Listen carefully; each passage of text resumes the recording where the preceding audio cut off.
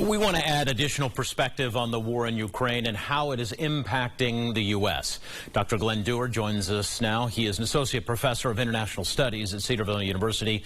Dr. Duerr, we appreciate your time this afternoon. First off, let's talk about Russia's attack on Europe's largest nuclear plant last night. Russia's now in control of that plant.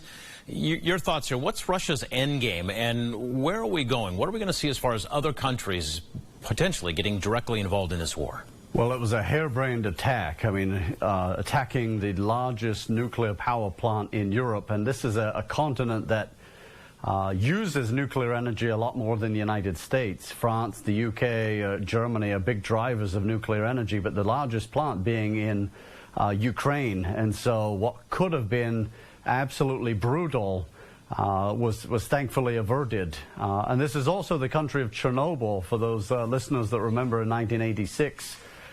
Even in the aftermath, there's just very few people that even live in that area because of the nuclear contamination. But this is a conflict that continues to grow, unfortunately. We're now over 1 million Ukrainian refugees that have fled to the west.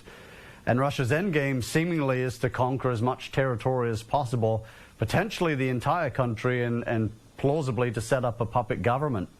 And so we're seeing significant sanctions being put in place by the United States and other countries, but just how fast will they bite?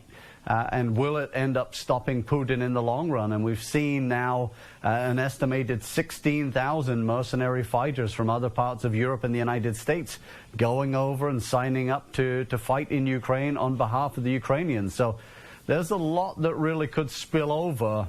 And there's a lot more decimation that could occur before this war is over. Doctor, why is that power plant so important to Russia?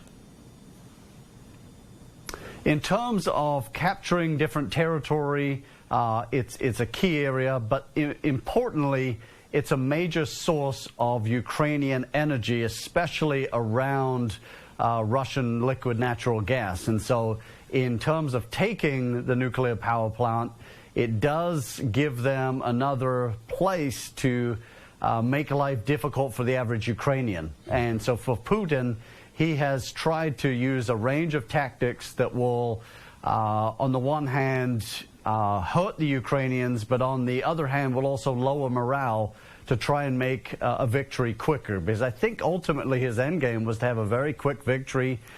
Some of the troops, Russian troops, were told they would be treated as liberators in Ukraine, and that's just not true. There's a massive amount of Russian propaganda that's been utilized here, and it's been shown to be false. Yeah.